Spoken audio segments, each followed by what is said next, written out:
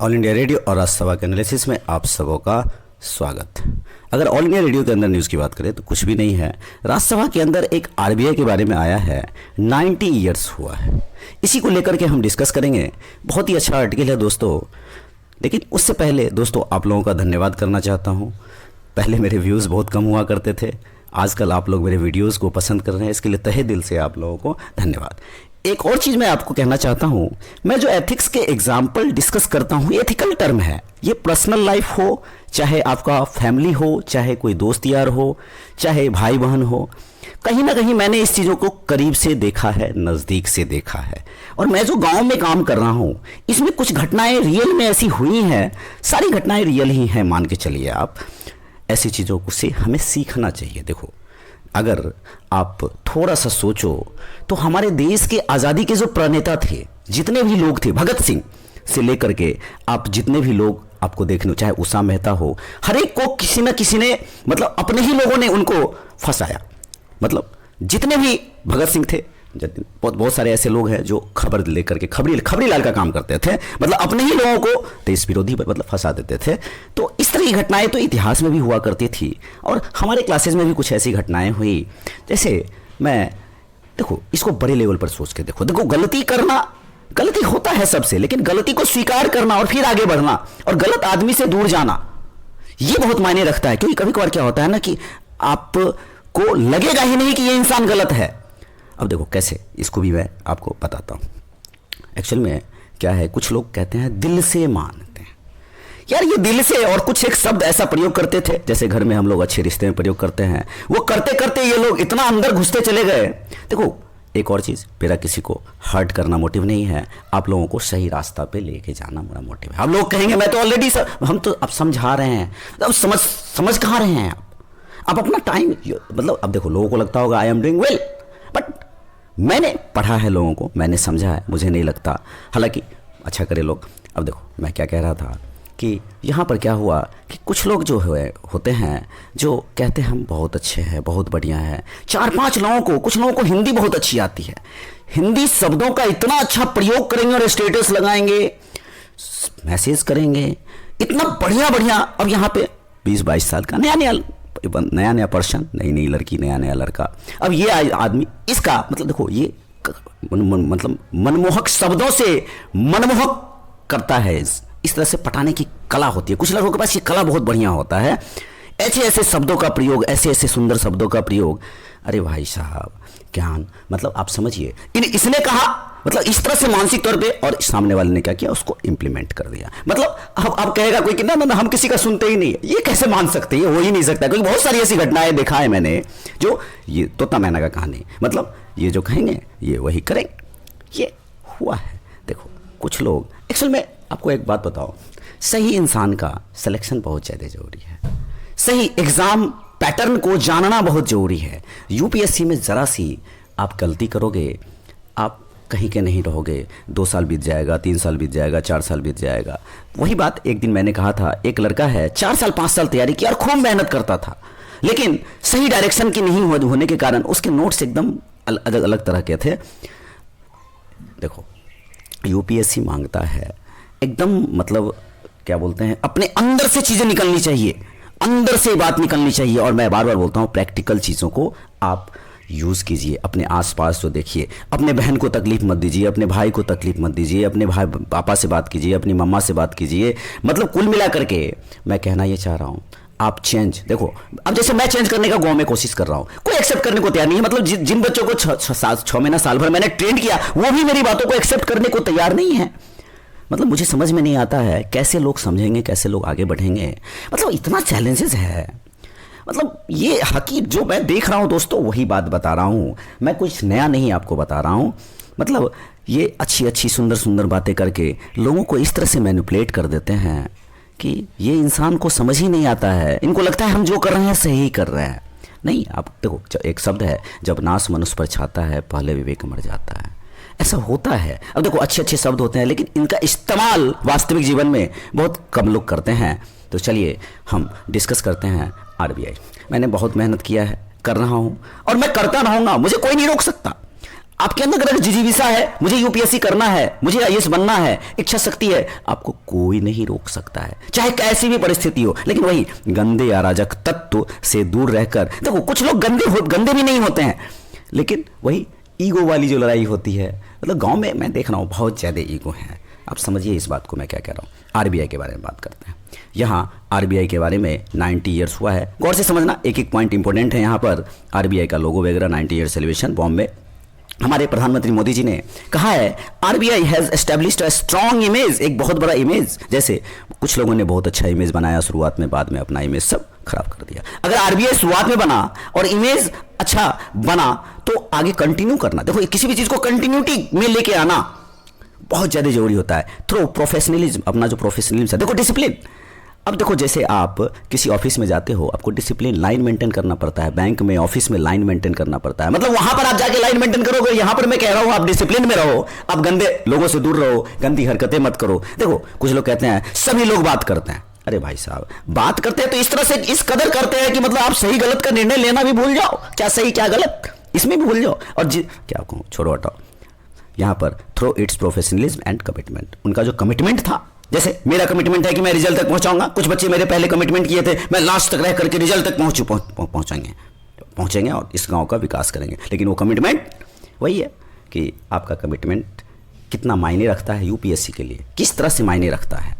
Commitment जो RBI ने किया वो कर रहा है। I congratulate all of you officers, staff RBI. मैं भी तहे दिल से, मैं भी पर्सनली सारे स्टाफ को आरबीआई के, जो हमारे अंबेडकर जी का ही बहुत बड़ा हाथ है आरबीआई को बनाने में, बहुत तहे दिल से शुक्रिया अदा करता हूं कि पूरे बैंकिंग सिस्टम को, पूरे देश को आगे लेके जा रहा है। I consider working with RBI today very fortunate. हमारे मोदी प्रधानमंत्री जी कहते हैं कि बहुत भाग्यशाली मानते हैं हम कि हमारे लोग इस तरह के आरबीआई में काम कर रहे हैं। The policies that you formulate that today will determine the trajectory of the next decade of the RBI. मतलब नेक्स्ट डिकेड, अगले दशक में जो होगा वो किस तरह से होगा उस पे मैटर करता है। Next this decade will mark the culmination of, ये अगले 100 वर्ष की बात करता है कि 100 वर्ष किस तरह से आप जाएंगे। नेक्स्ट बात करें, and is your main mantra we need to prioritise high and growth along with trust and stability. जो आपने ट्रस्ट स्थापित कर रखा है, जो स्टेबिलिटी स्थापित कर रहा है, उसको प्रायोरिटीज देने की जरूरत है। देखो ये सब मेंस के आंसर में आरबीआई का अभी 90 ईयर्स हुआ है, न्यूज में हो सकता है प्रीलिम्स में भी, हालांकि प्रीलिम्स की बातें भी कुछ करूंगा मैं। India is banking system is now seen as among strong and sustainable banking system in the world. एक सस्टेनेबल बैंकिंग सिस्टम वर्ल्ड में स्थापित किया है। It is natural that your work is so challenging. ये भी मोदी जी कहते हैं हमारे प्रधानमंत्री जी कि वर्क बहुत ही ज्यादा चैलेंजिंग है। The work that you do directly impacts the life of the ordinary citizen.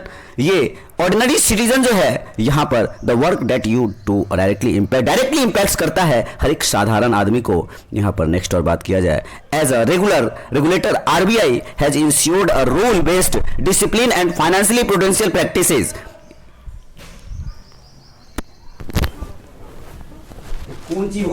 यहां पर क्या है कि आरबीआई कह रहा है has ensured a rule based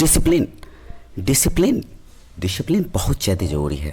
देखो डिसिप्लिन की बात याद आ रही है, एक्चुअल में आपका कॉन्फिडेंस खुद पे होना बहुत अच्छी बात है, लेकिन ज़्यादा कॉन्फिडेंस होना ये घातक हो जाता है। और मेरे पास कुछ बच्चे आते थे क्लासेस में जो कॉन्फिडेंस के नाम पे तो पहले जीरो थे, सिर्फ एटीट्यूड भरा हुआ था। कुछ लोग ऐसे थे शुरुआत में, मैंने उनको बदला धीरे धीरे, और यकीन मानो उनका दिमाग इतना अच्छा था, लेकिन वही मैंने कुछ ज़्यादा ही हाइक कर दिया। अब वास्तव में एक्चुअल में ज़्यादा यूज करना दिमाग का और बहुत ज्यादा यूज करके गलत इंसान के साथ गलत चक्कर में पड़ जाना, देखो दिमाग का सही दिशा में सही तरह से इस्तेमाल कीजिएगा तो आप यकीन मानिए बहुत आगे जाइएगा। क्योंकि यकीन मानिए कुछ लड़के ऐसे होते हैं जो 1 2 नहीं 4 5 के साथ, मतलब एक्चुअल में वही बात, पैट्रियार्कल सोसाइटी, लड़के कभी नहीं चाहते हैं लड़कियां आगे बढ़े। ये दिल से एकदम मन से एकदम ओरिजिनल बात बता रहा हूं, ऐसा होता है। यहाँ पर जो फाइनेंशियल प्रूडेंशियल प्रैक्टिस है उसको, डिसिप्लिन को लेकर के अच्छे तरीके से अपनाया है in the banking system. It is crucial that along with this, बहुत सिस्टम दिक्कत है। RBI prepares itself meet the challenges of various sectors in the future. बहुत सारे सेक्टर्स में, चाहे यूपीआई की बात करें, आज डिजिटल ट्रांजेक्शन में कितना आगे हैं। Next, and takes proactive steps in the this direction. पहले से प्रोएक्टिव, मतलब पहले से आप डायरेक्शन। देखो आजकल जो है सो आपका डिजिटल फ्रॉड भी बहुत ज़्यादा हो रहा है, इन सबको भी रेगुलेशन करना बहुत ज़्यादा जरूरी है। It is very clear for us to have clear goals for the next year 10 year. जो शताब्दी हम मनाएंगे, जो 100th सेंचुरी, उसमें क्लियर गोल्स होना चाहिए आरबीआई का। जैसे आपका गोल्स होना चाहिए कैसे इस बार प्रीलिम्स तक पहुंचोगे एकदम। देखो आपको जो है सो बहुत, देखो आपको इनडायरेक्ट रूप में बहुत सारे लोग रोक रहे हैं कि आप मत जाओ, क्योंकि वो जानता है कि अगर वो वहां तक चला गया।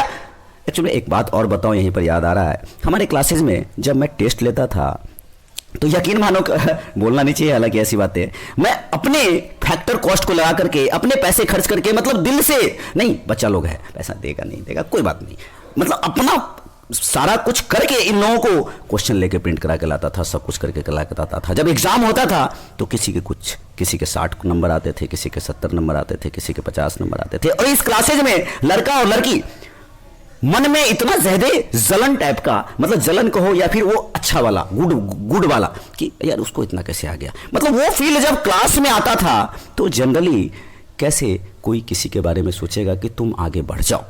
देखो कितना भी समझाऊं नहीं समझेगा इंसान, लेकिन ऐसी चीजें वास्तव में एक वक्त आएगा, समझोगे जब उम्र, मतलब समय बीतेगा, जब आप धक्का खाओगे। जैसे मैं खुद धक्का खाया, जब मेरा रिजल्ट नहीं हुआ तब समझ में आया, ओह ऐसा होता है क्या। तो digital transactions in the next year किस तरह से हम आगे लेंगे, we have to keep an eye of these changes brought forth due to cashless economy. Cashless economy पर ध्यान देना होगा। We have to strength financial inclusion and enhance efforts to empower the system को एम्पावर करना। ये सब mains के answer में कीवर्ड्स की तरह इस्तेमाल हो सकता है। Such a large population would have varied banking needs. बहुत सारे पॉपुलेशन अपने भारत में 125 करोड़ से आप आसपास आप मान के चलो जनसंख्या। कुछ लोग कैशलेस इकोनॉमी की बात करते हैं, कुछ लोग डिजिटल इकोनॉमी की बात करते हैं, मतलब कैश इकोनॉमी की बात करते हैं। तो हर एक इंसान को ध्यान में रखते हुए आरबीआई पॉलिसी बनाए। We need to formulate such policies that will promote ease of doing banking. देखो ईज ऑफ डूइंग बैंकिंग मतलब बैंक तक जाना आसान हो जाए। पहले कितना भीड़ होता था और जब तक यूपीआई आया कितना आसान हो गया। एंड प्रोवाइड क्रेडिट एक्सेस, मतलब सबको एक्सेस मिले। एआई की जो यूज कर रहे हैं हम लोग, मशीन लर्निंग का जो यूज कर रहे हैं, ये वर्ल्ड में अपनी स्टेबिलिटी को इन्होंने, आरबीआई ने एक उदाहरण प्रस्तुत किया है। ये हमारे प्रधानमंत्री जी कह रहे हैं, strong and stable inclusive sustainable growth SDG goals, millennium MDG के बाद जो आपका आता है एसडीजी। ये एसडीजी किस तरह से हर जगह एसडीजी लागू होता है कि आगे भविष्य में हमारे जो बच्चे हों, हमारे आगे के लोग हों, उनको भी आगे परेशानी ना हो और लोग आगे। RBI price inflation Ford growth, मतलब इन्फ्लेशन हो चाहे और भी मॉनेटरी पॉलिसी की सहायता से बैंक रेट, रेपो रेट, इन सब का जो रेगुलेशन करता है आरबीआई, इन सब में आपको याद होगा एफआरबीएम एक्ट 2003 का जो था वो 2 से 4% के बीच में मॉनेटरी पॉलिसी रखने की बात करता है। तो वो बहुत बड़ी भूमिका निभाता है, क्योंकि अगर ऐसा नहीं होगा तो दिक्कत हो जाएगा।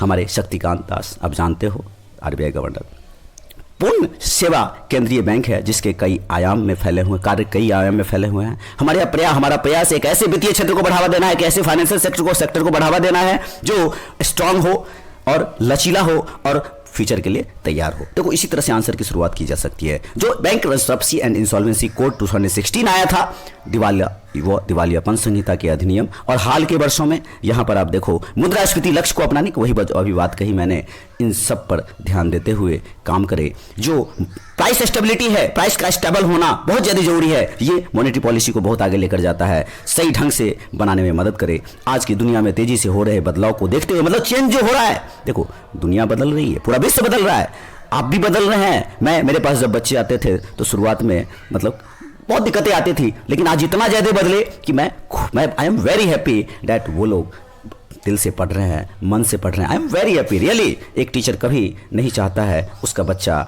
गलत दिशा में जाए। बस यही है कि मेरी गलती यही है कि मैं कुछ गलत कार्य करने से रोकता हूं, और उनको लगता है, देखो कभी हो सकता है कि मैं भी गलत हो गया। तो एक बात और, अगर मैं गलती करूंगा तो मैं भी उसको एक्सेप्ट करूंगा और आपके सामने बोलूंगा yes I have done mistake, मैं इस बात को स्वीकार करता हूं। रिजर्व बैंक लगातार उभरते रुझानों का मूल्यांकन कर रहा है, बदलते समय के साथ तालमेल बनाए रखने के लिए आवश्यक नीतिगत उपाय कर रहा है। कोविड-19 जैसी महामारी जो आया, भू राजनीतिक शत्रुता ने, जो भू राजनीतिक शत्रुता, जो मतलब ये धरती का जो शत्रुता, मतलब हमारा पर्यावरण, हमारा जो अपना मतलब ये जो धरती है, ये धरती किस तरह से, वही प्रकृति के साथ आप खेलोगे तो प्रकृति भी आपके साथ खेलेगा। तो उस तरह से भारत सहित दुनिया की हर व्यवस्था लचीलेपन का परीक्ष मतलब सबको दिक्कतें आई हैं। सारी अर्थव्यवस्था को हमारे देश में जो सुव्यवस्थित और समन्वित मौद्रिक और राजकोषीय नीति ने हमारी अर्थव्यवस्था को इन झटकों से बचाने में मतलब हमारा पॉलिसी ही ऐसा होगा आरबीआई का, तभी तो अब देखो नोट छापना, नोट नहीं छापा, मतलब इसको कंट्रोल करके, जैसे बैंक रेट कम करना, रेपो रेट कम करना, इंटरेस्ट रेट कम करना, ताकि वापस अपने अर्थव्यवस्था को पटरी पर लाया सके। ये सब कौन कर रहा है? ये सब आरबीआई कर रहा है, और हमें पहले से भी अधिक मजबूत होकर उभरने की में मदद की है। आज हमारी जीडीपी में वृद्धि मजबूत हुई है, मुद्रास्फीति कम हो रही है, इन्फ्लेशन कम होना चाहिए, हालांकि बहुत कम नहीं होना चाहिए। फाइनेंशियल सेक्टर हमारा स्थिर है, बाहरी क्षेत्र में लचीलापन बना हुआ है, विदेशी फॉरेक्स रिजर्व जो है हमारा उच्चतम स्तर पर है, आज 500 के आसपास क्रॉस कर चुका है। आरबीआई एक्ट की ओर बढ़ रहे हैं, आरबीआई एक्ट 100 मतलब 100 ईयर्स की ओर बढ़ रहे हैं। रिजर्व बैंक एक स्थिर और मजबूत वित्तीय प्रणाली पर ध्यान केंद्रित कर रहा है, जो हमारे देश की आर्थिक प्रगति के लिए आधार के तौर पर काम करेगी, आधार के देखो बेस के तौर पर यह काम करेगी। एक और बात, ये 1 अप्रैल 1935 को हिल्टन कमीशन के आयोग की सिफारिश पर ये 1 अप्रैल 1935 अक्सर हम लोग पढ़ा करते हैं, और 1934 में बैंक के कामकाज को वैधानिक आधार प्रदान किया गया, मतलब 1934 में वैधानिक आधार, 1935 से ये स्टार्ट हुआ 1 अप्रैल, यही बात यहाँ पर कही गई है। यहाँ पर आपको एक और बात बताऊं कि regulation the issues of bank notes, RBI काम क्या करता है? बैंक नोट्स के इश्यूज पर रेगुलेशन करता है। Next, maintain reserve with a view to securing monetary stability, मौद्रिक स्टेबिलिटी कैसा होना चाहिए। तीसरा, to operate the credit and currency system country to advantage. यहां पर 3 बातें कही है, मैंने एक और चीज ध्यान रखना, पहले यहां पर आरबीआई का हेडक्वार्टर कैलकाटा हुआ करता था, लेकिन 1937, ये जरूर ध्यान रखना, यूपीएससी के प्रीलिम्स के अनुसार इस बार जो भी प्रीलिम्स दे रहे हैं, 1937 में ये मुंबई शिफ्ट कर दिया गया, आपको ये ध्यान रखना है। 1937 में, हालांकि स्लाइड दिखाऊंगा वहां पर आपको गलत दिखेगा, 1977 नहीं है, ये 1937 है, 1937 ध्यान रखना। 1 जनवरी 1949 को जब हमारा देश आजाद हुआ, 1 जनवरी 1949 एकदम जेहन में होना चाहिए, हमारा देश ने पूरी तरह से अपने आरबीआई को अपने कंट्रोल में ले लिया यहाँ पर, और बैंक ऑफ इंडिया एक्ट 1948 के तौर पर अधिसूचित किया। एक और चीज ध्यान रखना, इससे पहले इसको इनफॉर्मल नहीं, एक मिनट बता रहा हूँ, याद नहीं आ रहा, यहाँ पर कहीं है क्या? यहाँ पर नहीं, यहाँ पर नहीं है, मैं दिखाता हूँ, मुझे याद नहीं आ रहा। एक और चीज, आरबीआई स्प्रेहेडेड बाय 21 मेंबर्स बोर्ड, ये 21 मेंबर्स की बोर्ड 6 मॉनेटरी पॉलिसी में होता है, ध्यान रखना, लेकिन यहाँ पर 21 मेंबर्स होता है, और 21 मेंबर्स में बोर्ड इंक्लूड्स गवर्नर होते हैं, डिप्टी गवर्नर्स होते हैं, 2 फाइनेंस मिनिस्ट्री रिप्रेजेंट, मतलब फाइनेंस मिनिस्ट्री से 2 बंदा होता है, गवर्नमेंट नॉमिनेटेड 10 को जो है यहाँ गवर्नमेंट नॉमिनेट करता है, 4 directors who represent local boards for Mumbai और कोलकाता। यहाँ पर एक और चीज, चेन्नई एंड दिल्ली से होना चाहिए। Local boards consist 5 members, bank instrument lending development initiative, मतलब आपको टोटल 21 लोग आरबीआई के बोर्ड में होते हैं, ये एकदम जहन में होना चाहिए, और 6 बंदे वहां पर आप ध्यान रखना। मैं अपने बच्चों को, मतलब यकीन मानो मैंने बहुत मेहनत किया है, भगवान करे लोग अच्छा जाए, अच्छा करें, मैं दिल से दुआ करता हूँ। चलिए यहाँ पर एक और चीज़ आपको बताऊँ, RBI facilitates growth financial institution like, यहाँ पर आरबीआई ने और क्या किया, डिपॉजिटरी इंश्योरेंस को बढ़ाया, क्रेडिट गारंटी को बढ़ाया, कॉर्पोरेशन ऑफ इंडिया को बढ़ाया, और आईडीबीआई बना, इसी के अंतर्गत अवार्ड बना, discount and financial prominent institution बना। एक और चीज़, आरबीआई जब से बना तब से एग्रीकल्चर सेक्टर में प्रायोरिटी देकर के काम करता है, और एग्रीकल्चर सेक्टर में आप जानते हो लो इंटरेस्ट पे दिया जाता है लोन। तो ये सारी बातें आज आपको मैंने बताया। एक चीज़ और भूल रहा हूँ कि आरबीआई एक्ट आने के पहले, मतलब आरबीआई बनने से पहले एक मिनट कहीं होगा, बैंक ऑफ इंडिया से, उसका नाम मुझे याद नहीं आ रहा है, इनफॉर्मल बैंक ऑफ इंडिया ऐसा ही कुछ कहते थे, मतलब उससे पहले इंपेरियल बैंक यहाँ आ गया, मतलब आरबीआई 1935 से पहले जो बैंक था उसको बोलते थे इंपेरियल बैंक ऑफ इंडिया कहते थे, मतलब ब्रिटिश साम्राज्य का था, तो इंपेरियल बैंक ऑफ इंडिया पहले कहा जाता था। ये आप ध्यान रखना। ये सारी बातें की हमने आरबीआई को लेकर के, तो उम्मीद करता हूँ आप इस आरबीआई को, और भी आप बहुत सारे चैनल वगैरह मिलेंगे, आप इस पे देखो। मैं ये नहीं कहता हूँ कि आप एक्स्ट्रा मत कीजिए, देखो एक बात बताता हूँ, एक लड़का था मेरे पास आया और कहता है सर 10-15 हज़ार का वीडियो लेकर के क्या होगा, इसमें तो ना डाउट क्लियर होता है ना कंटेंट अच्छा है। देखो वो मुझे ऐसा बोल रहा है, मेरे पास आकर के ऐसा बोल रहा है कि इससे क्या होगा, और वो आदमी खुद तो क्या किया पता नहीं, लेकिन दूसरे को दिलवा दिया। वो कहाँ उस इंसान का हित चाह रहा है, जबकि उसको ही पता है कि इसको दिक्कत होगा। सबको पता है। देखो कहने से, अच्छी अच्छी बातें करने से, सुंदर सुंदर शब्द लिख देने से, और ये आदमी, ये जो इंसान है, मेरे लिए तो इतना मतलब वही क्या कहूँ मैं, तो ऐसे करने से और ऐसे करवाने से, ऐसे अराजक तत्व से आप दूर रहिए, तभी यूपीएससी। देखो मैंने बहुत सारे अपने दोस्तों को देखा है कि गलती करते देखा है, लेकिन उन्हें वही समझ आता है, उन्हें बाद में 6 महीना, 1 साल बाद, 2 साल बाद समझ आया, और तब तक बहुत देर हो चुकी थी। यकीन मानो अभी भी वक्त है, आप लोग सही रास्ते पे आ सकते हो, समझने का प्रयास कीजिए, लेकिन समझेंगे ही नहीं, ये मुझे पता है। खैर ये हमारा मोटिव ये नहीं है, हमारा मोटिव है आरबीआई एक्ट को समझना और कुछ ऐसी चीजें आपको वास्तविक जीवन में लेकर समझकर आगे बढ़ना कि आप कहां इस्तेमाल कर सके, एथिक्स के आंसर में या सोसाइटी टॉपिक में। तो आज के डिस्कशन में इतना ही था। Thank you.